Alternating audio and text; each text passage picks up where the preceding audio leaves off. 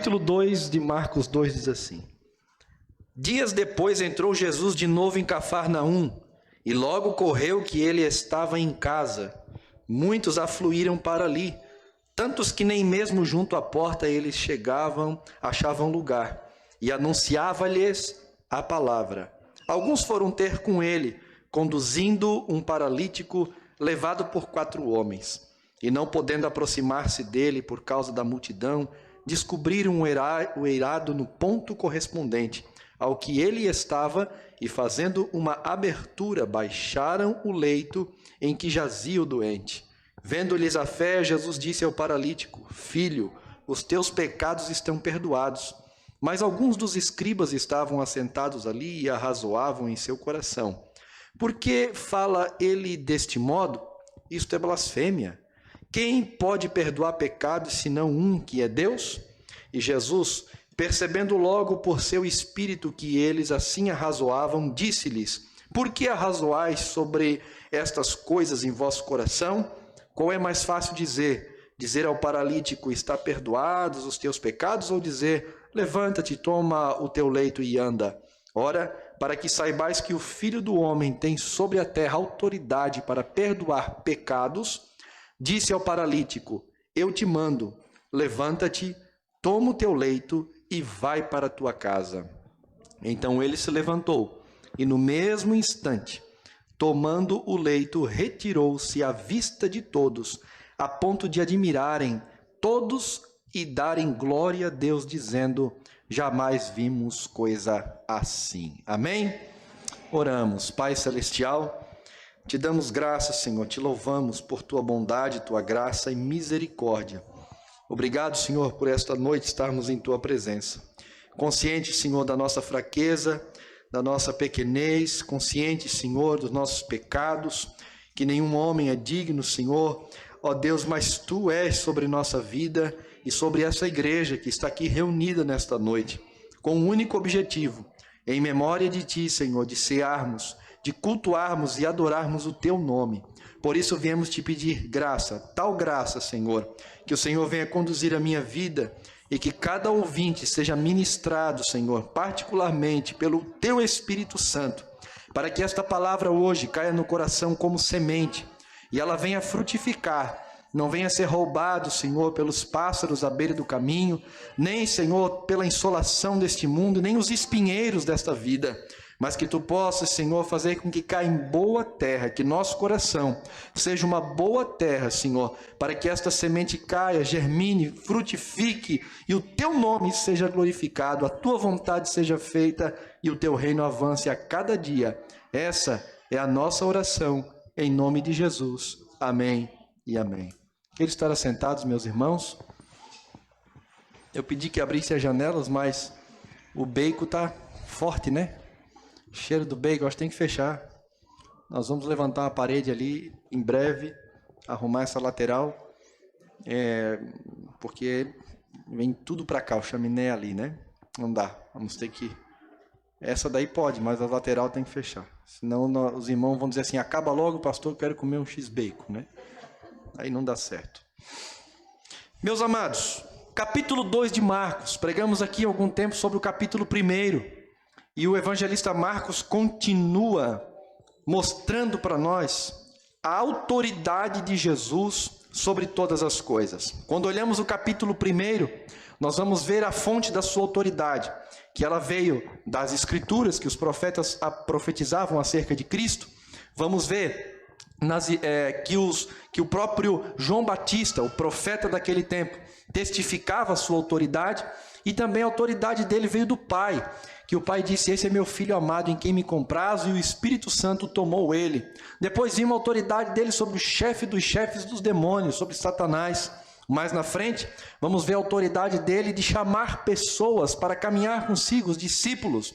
Ainda no capítulo 1, na sinagoga, a autoridade de Jesus sobre a classe mais baixa dos demônios, os demônios que possuíam as pessoas, e tinha ali na sinagoga um homem possuído. Jesus expulsa aquele demônio, Jesus mostra a sua autoridade em ensinar as Escrituras, porque ficaram admirados, dizendo: nunca vimos alguém ensinar com tanta autoridade, e também a sua autoridade sobre as enfermidades. Mais tarde, na casa de Pedro, ele continua curando, cura a sogra de Pedro e uma multidão que vem ali no final do dia de sábado para receber também a cura do nosso Senhor Jesus Cristo. Jesus mostra a sua autoridade, mostra também que essa autoridade, ela precisa ser dia após dia, e é um ensinamento para nós, retificada, abastecida, quando ele passa a madrugada inteira orando para que ele vá fazer a obra missionária em outros lugares. Ele vai em outros lugares e ele cura um homem da lepra, e curar da lepra significava muito, porque era uma doença terrível daquela época, uma doença incurável, uma doença que castigava muito, como se fosse o câncer nos dias de hoje. E até hoje existe a lepra, mas hoje existe, a medicina consegue curar a lepra, mas naquele tempo era algo terrível, porque tirava as pessoas do seu convívio social, tirava a pessoa do seu trabalho, e ela tinha que viver sozinha, distante da família, morrendo de uma forma terrível. Mas no capítulo 2, o evangelista avança um pouco mais, e ele mostra para a igreja e para o mundo que a autoridade de Jesus não se resume apenas em enfermidades, em coisas triviais desta vida. Ele vai mostrar agora que Jesus tem poder para perdoar pecados, para salvar as almas, para curar a enfermidade da alma, perdoar o homem do seu maior problema, que se chama pecado, e um dia levar para morar no céu. É aqui no capítulo 2 que nós vamos conhecer verdadeiramente que Jesus Cristo, Ele é Deus, que Ele é o eterno Filho de Deus, aquele que veio para dar a sua vida e perdoar de todos os nossos pecados. E esse é o motivo, a razão da qual nós estamos aqui nesta noite. O problema, meus irmãos, que nós vamos ver logo nessa história, é que todos concordavam enquanto Jesus perdoava pecados. Todos o aceitavam, admiravam, afluíam para onde Jesus estava, e até então, enquanto ele estava perdoando pecados, não vimos nenhum fariseu falar nada de Jesus. Imaginavam que ele era apenas um profeta, assim como Elias, como Eliseu, um homem que curava. Mas foi no momento em que Jesus disse: eu perdoo os teus pecados, vai, porque os teus pecados estão perdoados. Preste atenção nisso. É neste momento em que os fariseus, em que os homens daquele lugar, os religiosos, se levantam com ira e começam a razoar nos seus corações, ou murmurar, ou fazer comparações e dizer: mas espera aí, quem perdoa pecados é somente Deus. Isso é blasfêmia. Ali começou o grande problema do nosso Senhor Jesus, onde começaram a persegui-lo, e de tanto perseguir, levaram ele à morte. É claro que era um projeto, a vontade de Deus que fosse assim, mas não aceitaram que ele fosse o Messias, aquele que salva e perdoa pecados. E é sobre isso que eu quero falar nessa noite, porque no nosso meio há muitas pessoas que estão tão contentes quando Jesus cura as enfermidades. Eu quero dizer de antemão que Ele cura. E hoje, aqui nesta noite, se vocês crerem, vai sair pessoas daqui curadas pelo poder do nome de Jesus. Eu já falo isso de antemão porque vocês vão imaginar que no início da minha pregação vão dizer: mas o pastor parece que não acredita em cura. Acredito sim. Tanto é que no final nós vamos orar. Jesus pode curar. Porém, meus irmãos, parece que é um movimento super valorizado no meio da igreja nos dias de hoje, em que o culto tem que ser em torno de cura, em torno de bênção, em torno de coisas materiais. E para isso a multidão aflui, não? Aqui no Itacorubi, é claro que vocês vêm pela palavra, vêm pelo Cristo, por aquilo que Ele fez.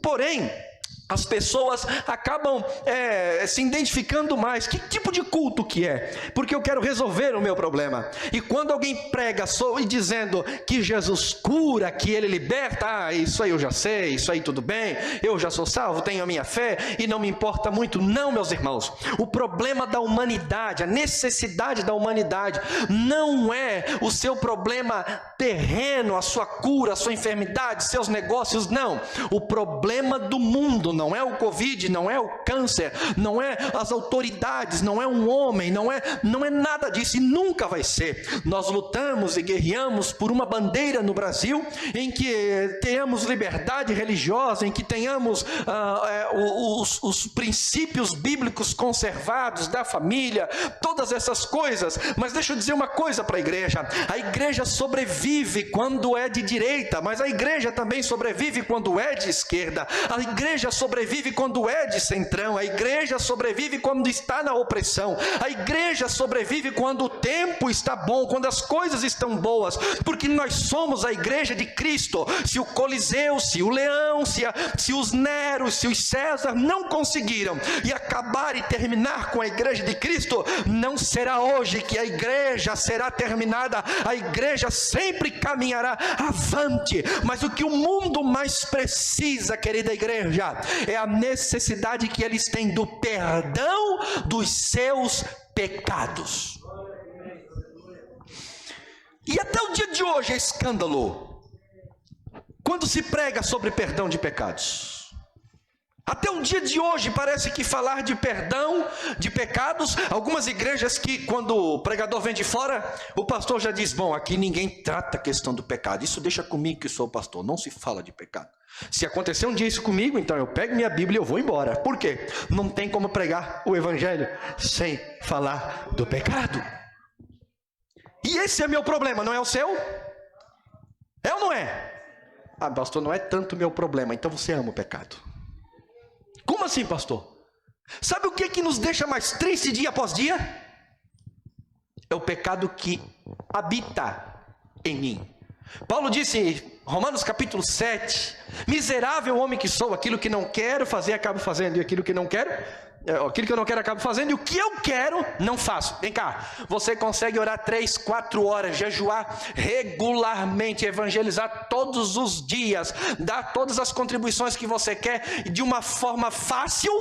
Você consegue todos os dias almoçar, não consegue todo dia tomar um cafezinho, não consegue todo dia você tomar as suas refeições com a maior alegria, maior prazer. Quem tem um pouquinho mais come churrasquinho domingo, quem não tem come a galinha assada, quem não tem come um ovinho, mas consegue ter a sua refeição. Mas vem cá, você consegue regularmente manter a sua vida de oração, de comunhão diante do Senhor? Você consegue ser o marido que você quer, a esposa que você quer, o pastor que você quer, o membro que você quer? Não dá. Por quê? Porque o pecado que habita em nós, na nossa carne, na nossa alma, no nosso ser, luta constantemente contra nós. Agora, quanto mais aos ímpios que acham maneiras, métodos, formas de sobreviver. Mas o problema do nosso mundo é o pecado. O problema do mundo, meus irmãos, não é outra coisa a não ser o pecado. Tratar com o mundo da sua necessidade passageira é o mesmo que dar um remédio, um paracetamol,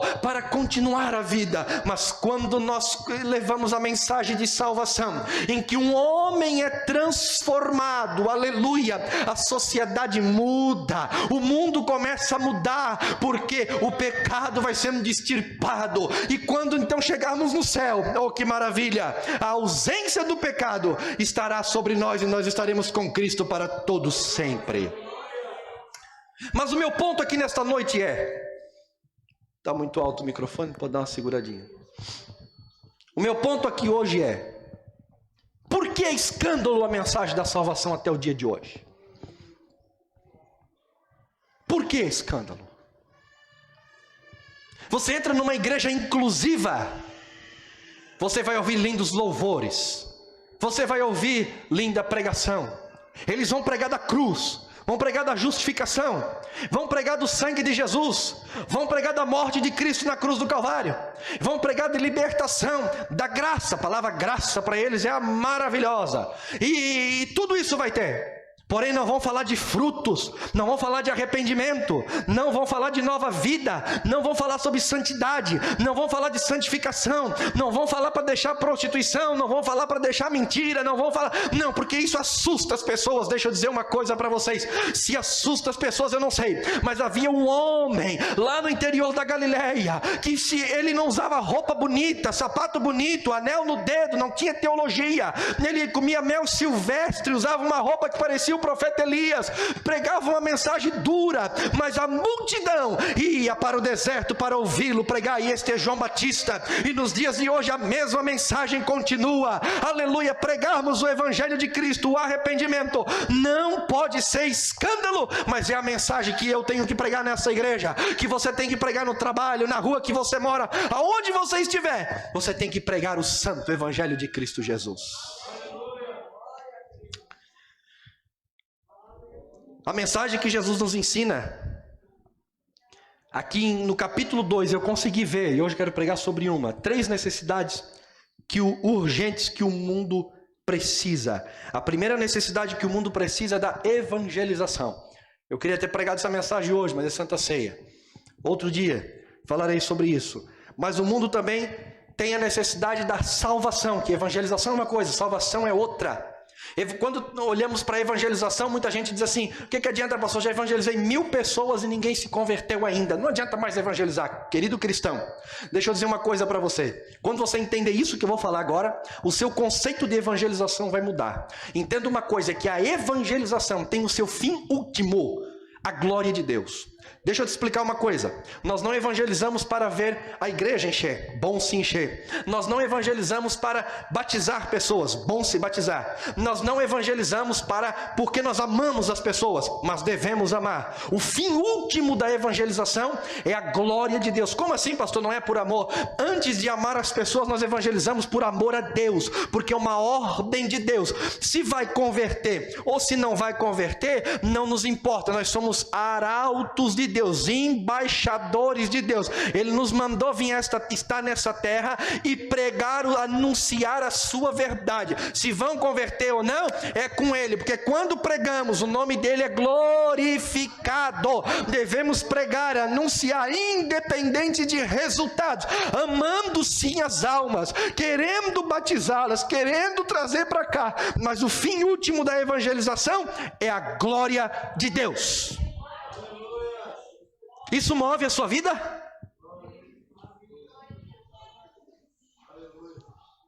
Então pregue mais o evangelho. Anuncie mais o evangelho. Eu sempre costumo citar Isaías, Jeremias, né? Isaías, tu vai pregar, mas ninguém vai se converter. Quem que é o ministério de Isaías? Você vai pregar, ninguém vai se converter. Maravilha, né? Que coisa maravilhosa. Todo mundo quer pregar e contabilizar as almas. Mas Isaías não. Ele pregava. E ele foi pregado. Como assim? Foi amarrado num tronco, no meio ou foi Jeremias? Um dos dois. Eu acho que foi Isaías, né? Bom, não sei. Mas foi amarrado num tronco, no meio da cidade. Jogado no calabouço. Aqui já foi Jeremias. Por causa da sua mensagem. Mas se a primeira necessidade é a evangelização, a segunda é a salvação. Como já falei, muitas áreas afetam o homem, muitas necessidades, mas tem uma principal: a alma do homem. E a terceira necessidade que o homem precisa é de alívio para o seu corpo. Amados, não podemos negligenciar no evangelho que Jesus cura. Não podemos negligenciar no evangelho que Jesus transforma o homem esquizofrênico, o homem, a mulher, num homem saudável. Tem um pastor aqui em Biguaçu, é meu amigo, estudei com ele. E fomos pastor até da esposa, líderes de jovens, da esposa dele, quando éramos todos jovens. Esquizofrênico, aposentado de esquizofrenia. Se converteu, Jesus curou ele, mas olha que doido que ele continuou. Ele era aposentado, ele voltou no médico que aposentou ele, disse: não quero mais o meu aposento, me libera do meu aposento. Mas por que? Tu tá louco ainda? Não, é porque Jesus tirou minha loucura. Agora não dá para saber se ele continua louco ou não, né? E deixou o aposento de lado, porque ele disse: eu não vou mentir para o governo, eu estou bem, não preciso tomar remédio, não sou mais doente, não sou mais louco. E está lá pastoreando a igreja, servindo a Jesus, é um homem de Deus. Jesus continua curando. A mensagem de Daniel Berg com Narvingre, porque é a mensagem bíblica, continua até o dia de hoje no meio da Assembleia de Deus. E qual é? Jesus salva, Jesus cura e Jesus liberta. Oh, bendito é o nome do Senhor. Só que tem uma coisa, está inserido nesta mensagem. Muitas das vezes nem nós cremos mais, porque esses 4 homens estavam junto com alguns, indo para ver Jesus, olharam o paralítico e disseram: vamos conosco que nós sabemos quem pode te curar. Levaram ele diante de Jesus Cristo, e Jesus fez 2 obras. Ele foi para buscar uma bênção, saiu com 2 bênçãos. Passou-se o tempo que a igreja Assembleia de Deus, ela catava pessoas pela rua, seus vizinhos, amigos, parentes, trazia tudo para a igreja, dizia: Jesus vai dar vitória. E aqui a mensagem não era triunfalista, a mensagem não era de cura, a mensagem não era de coisas terrenas, a mensagem era divina, a mensagem era do céu, a mensagem era escatológica, a mensagem era o evangelho. E quando se pregava, os pecadores no banco começavam a chorar, se arrependiam, se entregavam para Jesus, e curas divinas se manifestavam no meio da igreja. Aleluia! Deus tem alívio para o corpo, sim. E hoje aqui nesta noite, se tu desejar ser um missionário, desejar ser um crente fiel, tem muita gente querendo curar dor de coluna, para ficar sentado no seu pastor, não consigo mais nem assistir mais meus filmes direito, porque dá uma dor na coluna. Jesus não vai curar por causa disso, mas se tu pedires para a glória de Deus, Ele vai te curar.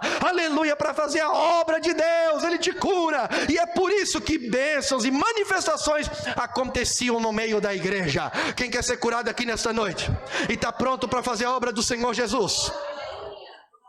Uma notícia para você. Sabe aquele Jesus que estava no meio da sala lá em Nazaré, Cafarnaum, que desceu um paralítico do teto na frente dele? Você sabe quem é? Ele está aqui hoje.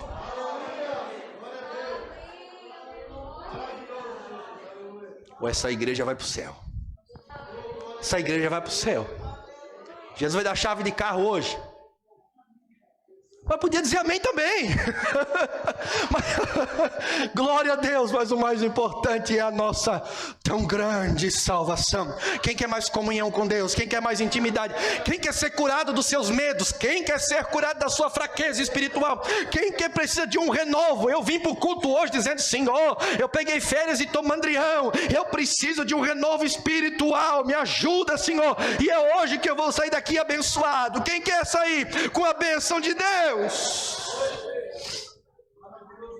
Agora passe uma coisa que eu vou dizer, que vocês já ouviram várias vezes aqui.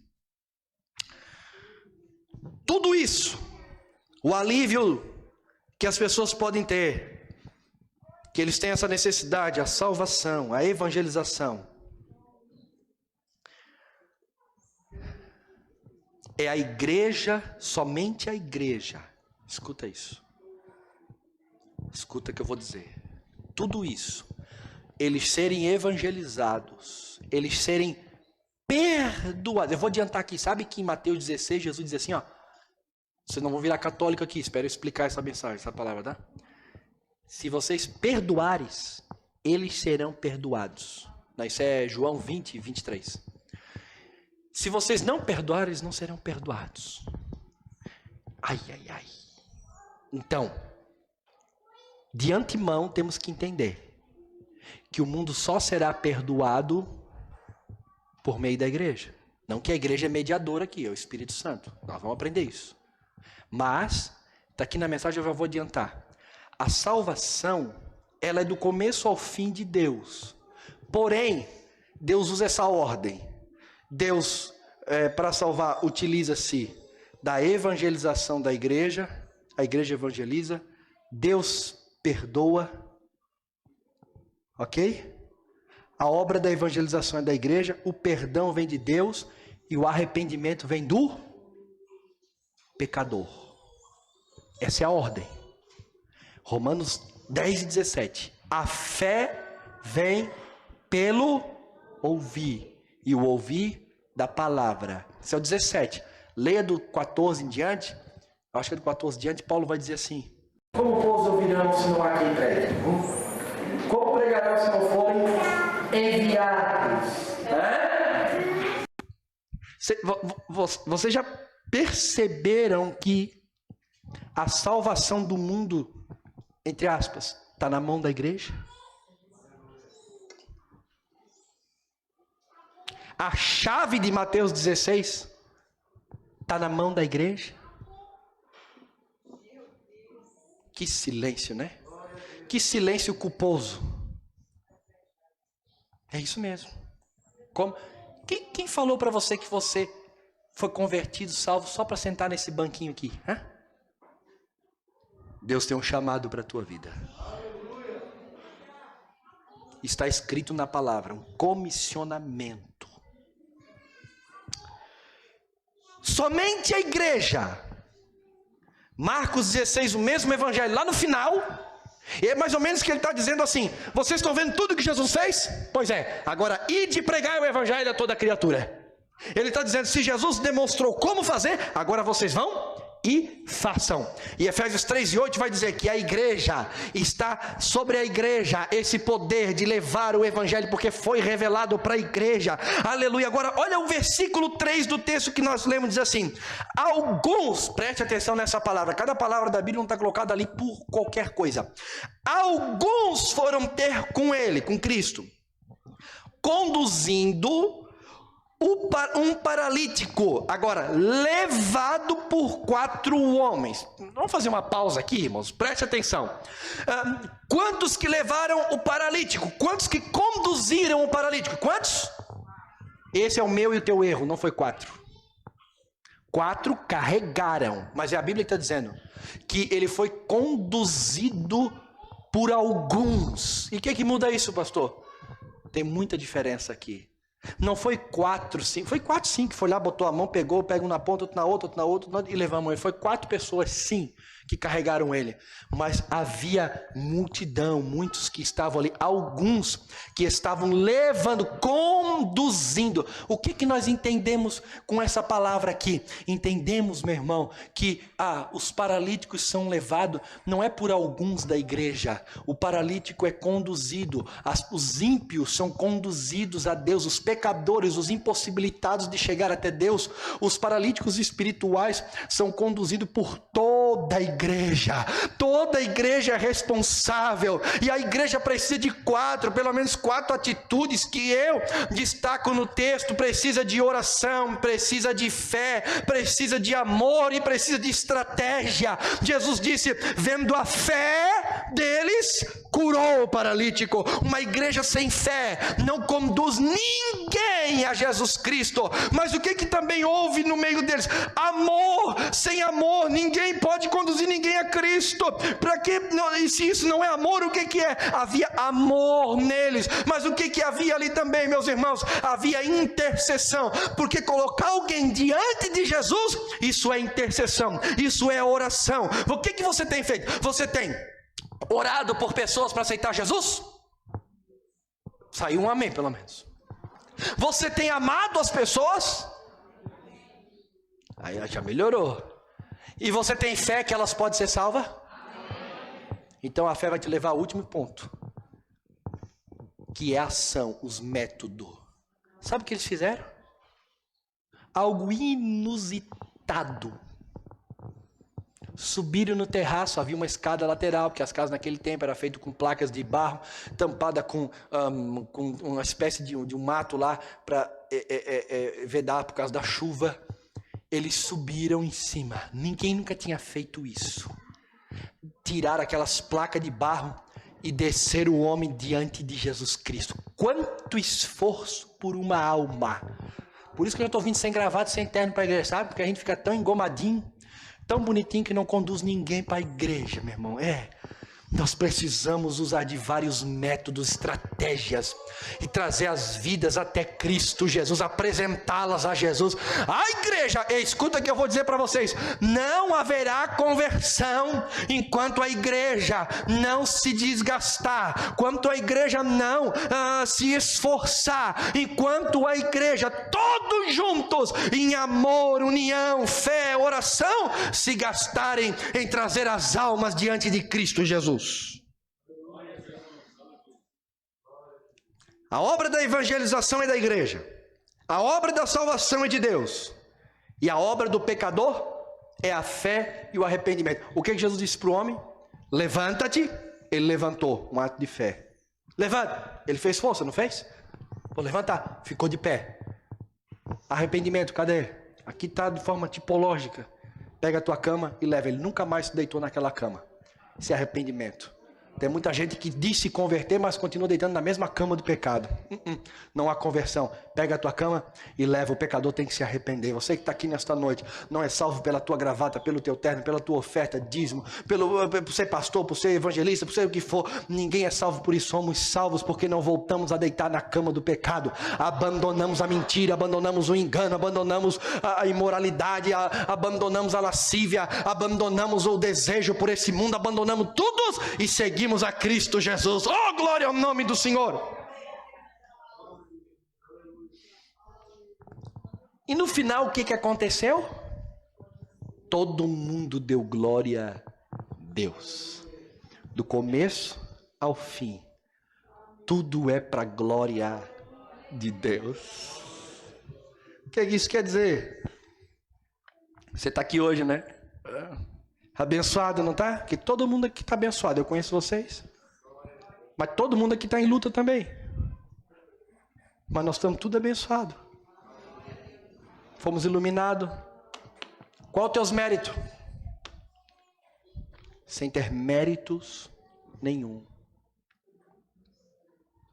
Porque dele, por ele e para ele. Você acredita que tem crente ainda que vai dizer assim, ele é salvo, tá? Ele foi salvo. Ele tem coragem às vezes de orar e dizer para Deus assim, Deus, eu não aguento mais. Isso a gente faz quando é menino na fé, quando a gente é novo na fé. Agora crente de um mês de fé já não faz mais. Não, tô brincando, né? Crente mais antigo, ele não tem como dizer assim, se tu não der, se tu não fizer, se tu não curar, eu não vou mais para a igreja. Como é que é? Como é que é? Por que menosprezar a salvação? Será que este foi salvo? Vamos que tem um monte de página aqui.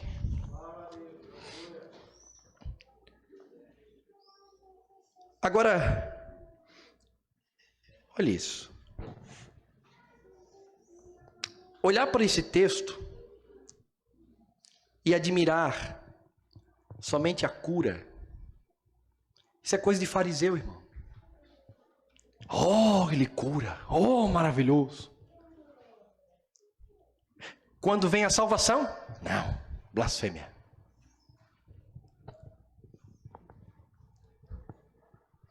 Eu vejo muita gente fazer campanha de cura na igreja. Mas por que não faz campanha de salvação de almas? Hã? Por que estão invertendo a ordem? Estão colocando os carros na frente do boi. Deixa eu dizer uma coisa para vocês. Sabe qual é a ordem bíblica? Ide pregai e os sinais seguirão. Aí muita gente diz assim, a igreja de hoje não é mais igual à mesma. Não é igual antigamente, não é mais a mesma. Por quê? Antes havia um monte de cura. Mas a igreja antiga fazia o que está na Bíblia. Pregava o evangelho, ganhava almas e os sinais aconteciam. Agora fizeram diferente. Sinais. Querem que os sinais aconteçam para que as almas se convertam. Isso é um grande engano. Se tem cura, tem salvação. Isso é mentira, isso não é bíblico. Não tem uma passagem bíblica que comprove isso. E é totalmente o contrário do ensinamento da palavra. Não, se tiver, aquela pessoa viu uma cura, se converteu. Ela se convenceu, ela está desejosa. Achei um médico barato. Achei um lugar que vai resolver todos os meus problemas. Achei um lugar que vai solucionar tudo que eu tenho. Isso é um grande engano. A Bíblia diz, ide pregai o evangelho e os sinais seguirão os que creem. Amados, o Senhor usa do artifício da cura, sim. Muitos são curados e as pessoas vêm por causa da cura, vêm, mas Jesus salva elas primeiro, Jesus liberta elas primeiro. O paralítico veio ali, Jesus disse, perdoados estão os teus pecados. Aí ele, amém. Aí todo mundo se escandalizou. E não é assim às vezes, escândalo no meio da igreja que não teve nenhuma cura, mas Jesus salvou. Mas podia ter alguma coisa. Vai ter alguma coisa quando nós pregarmos o evangelho. E o sinal tem que ter no meio da igreja. O sinal tem que acontecer no meio da igreja. Mas é por meio das escrituras, por meio da palavra, por meio da pregação do evangelho. João capítulo 2, versículo 23, vai dizer: e Jesus curou a muitos, e muitos creram no seu nome, mas ele não confiava na fé desses homens. Não se escandalize, meus irmãos. Em muitos lugares por aí onde curas, milagres estão enchendo, estão invadindo. Tem cura, mas não tem fruto. Tem cura, não tem verdadeira conversão. Mas quando tem pregação genuína, Jesus liberta, transforma e cura para a glória do nome de Jesus. Amém ou não amém? Se eu estou errado, pode depois aí me chamar aí, abrir a Bíblia aí e me exortar, não tem problema nenhum. Se eu errar, eu venho aqui, eu já arrumo de novo também. Amém? Vocês não vão deixar mais ninguém enganar vocês? Então tá bom.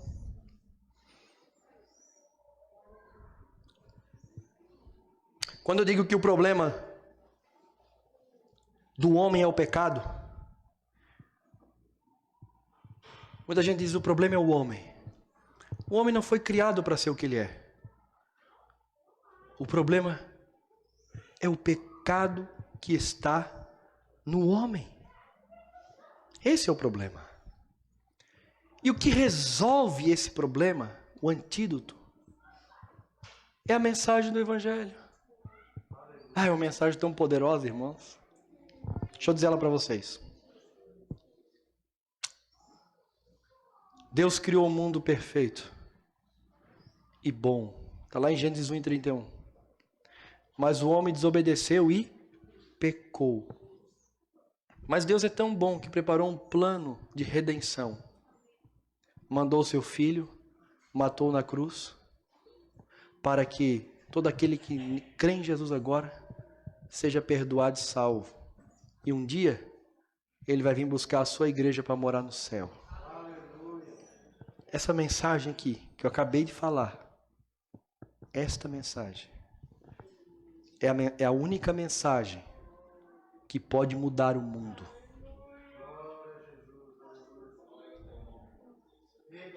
Vocês lembram dos 10 leprosos?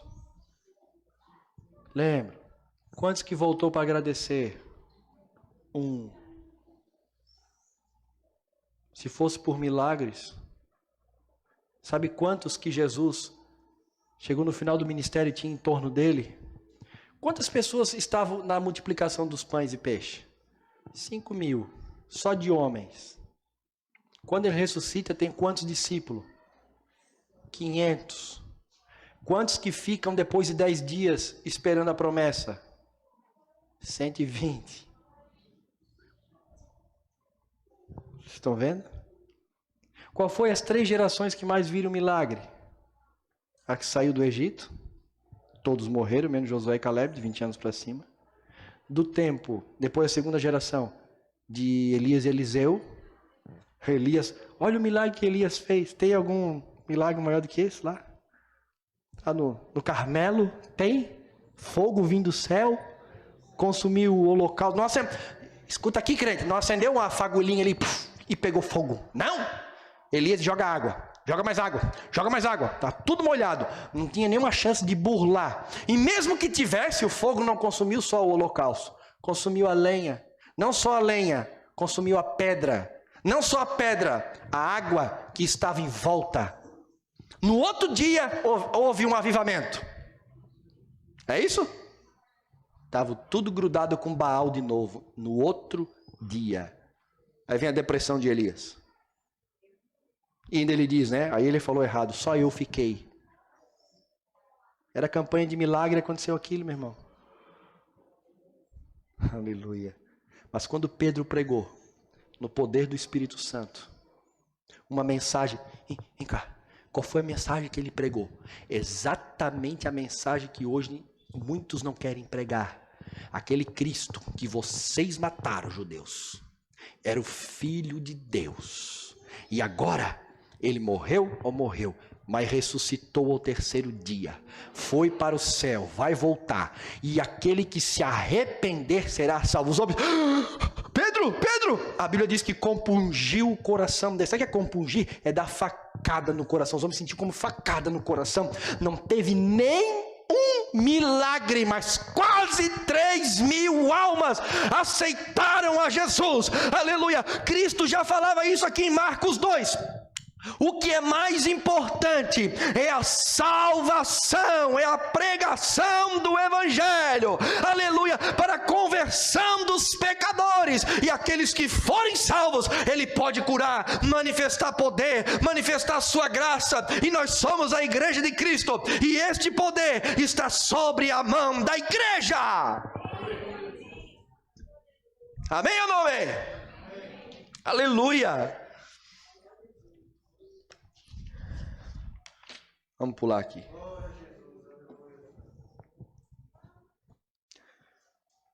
Amados, agora quero chamar a atenção de vocês para um negócio. Preste atenção. A complexidade do perdão, para nós terminar. É interessante que Jesus chegou. Olha isso. Preste atenção nisso. Preste atenção no que eu vou dizer agora.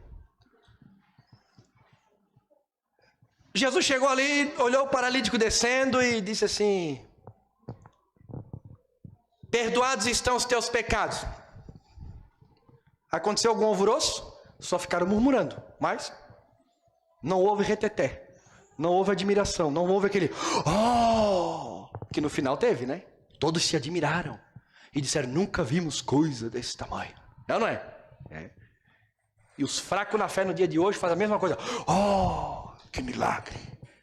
Não, filho, olha o que aconteceu primeiro. Olha o que aconteceu primeiro. Olha para a salvação. Pega um crente aí falando de Jesus. Pega crente e vai evangelizar. Olha aqui, ó, o que Jesus fez por mim. Curou.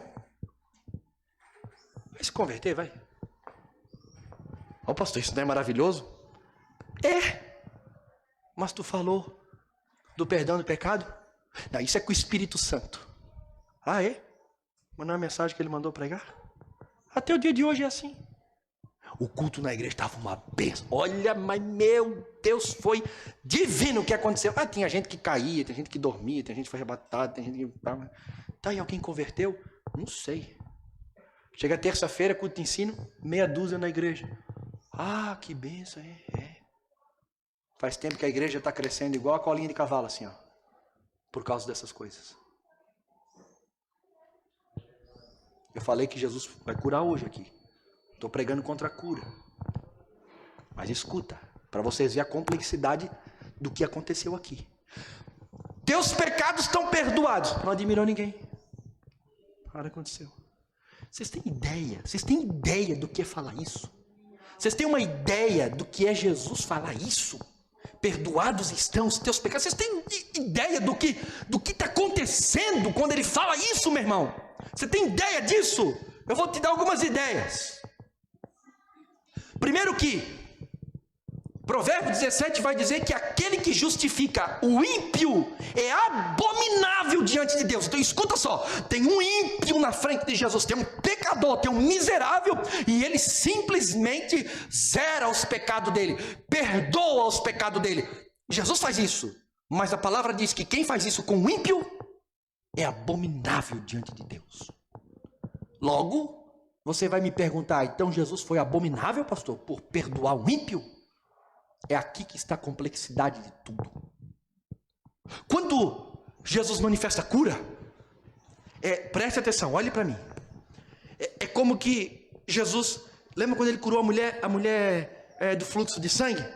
Ela tocou na orla, alguém tocou em mim, Jesus? Todo mundo te tocou. Não, mas saiu virtude. Alguém tocou diferente, tocou com fé. O que aconteceu? Saiu. Escuta. Quando Jesus perdoa pecados, não é saiu, é tomou. Porque os pecados, Isaías 53, porque os pecados daquele homem que Jesus disse assim: tá, tudo bem, eu tenho crédito aqui, vou pagar a tua dívida. Ele teve que abrir a carteira, irmãos. Ele teve que tirar do precioso dele, e não foi dinheiro material, foi sangue. E quitou a dívida daquele homem.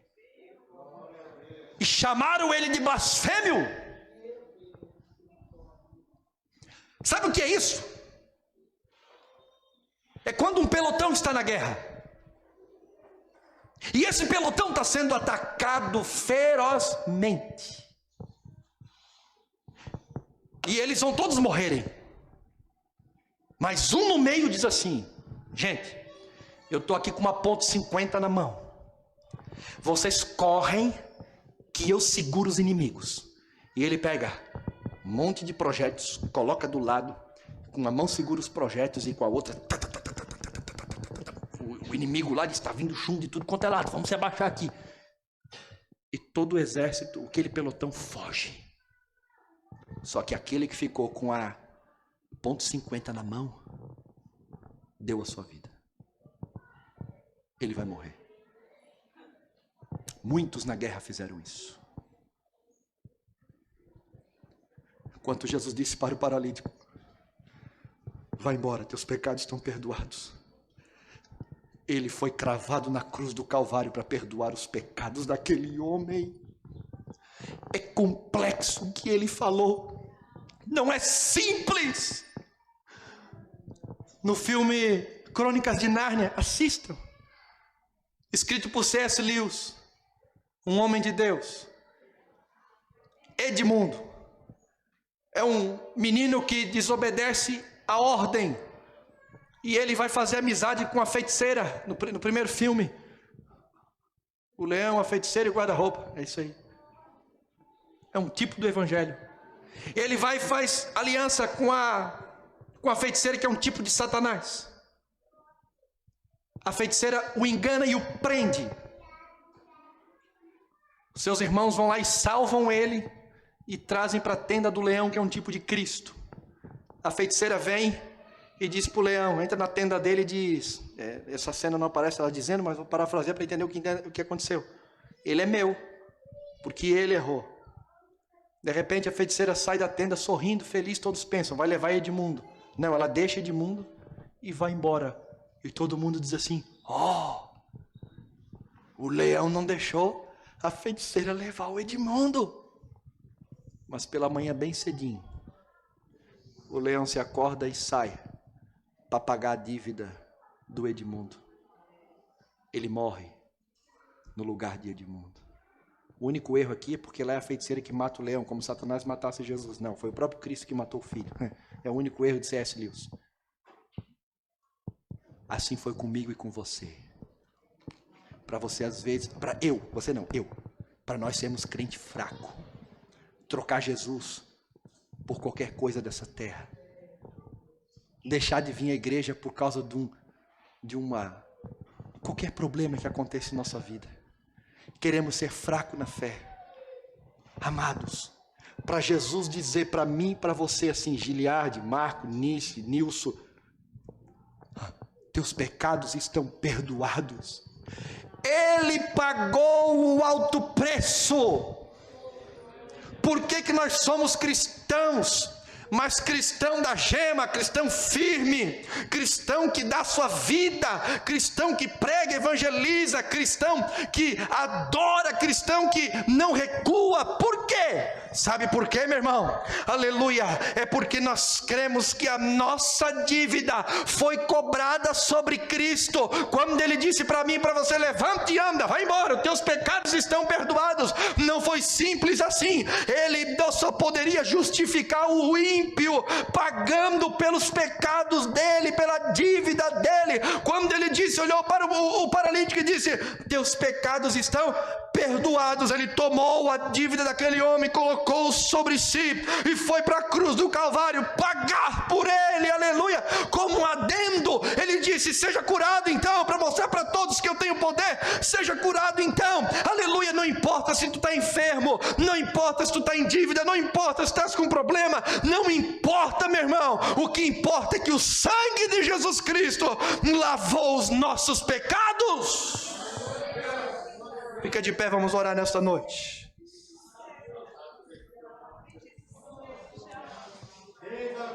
Mas esse evangelho que eu prego é um evangelho que cura.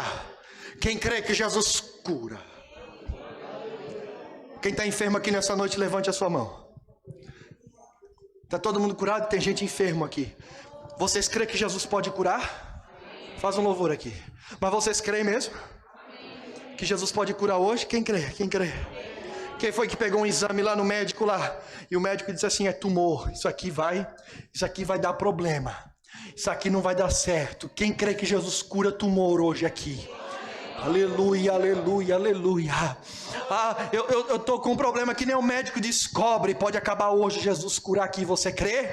Então eu vou te pedir uma coisa. Quem está enfermo, quer ser curado, faz assim com a mão e fica com a mão levantada assim. Você que está do lado, viu? Então agora você pode baixar a mão e quem está do seu lado é botar a mão assim. Vamos orar juntos. Jesus vai curar aqui nesta noite. Derrama a unção aí, vai lá. Derrama a unção, isso. Feche os seus olhos, Jesus vai curar agora. Senhor Jesus, temos pregado o Teu Evangelho, a Tua Palavra, aqui nesta noite. E em Teu nome, Senhor, nós oramos por cada irmão e irmã que está enfermo aqui nesta noite. E pelo poder do Teu nome, Senhor, cura aqui nesta noite. E testifica, Senhor, que o Teu Evangelho é um evangelho de salvação, é um evangelho de perdão. Ó Deus, manifesta, Senhor, o Teu poder, não que precisamos para crer, porque nós cremos por uma obra divina, mas para manifestar o Teu poder no meio da Tua igreja. Cura a enfermidade aqui nesta noite. E a enfermidade nós dizemos juntos aqui nesta noite: sai em nome de Jesus. E a cura divina caia sobre esta igreja. Cura a depressão aqui, Jesus.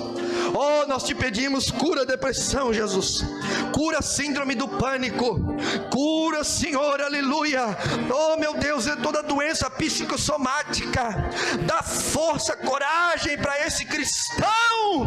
Cura o câncer, o nódulo. Oh, aleluia, cura, Jesus. Manifesta o Teu poder em nosso meio. Cura, meu Deus, aleluia. Toda enfermidade, seja ela complexa, seja simples, manifesta o Teu poder, aleluia, para mostrar que o Filho do Homem tem poder na terra de perdoar pecados. Cura nesta noite, Pai, é a nossa oração, e quem crê dá glória ao nome de Jesus.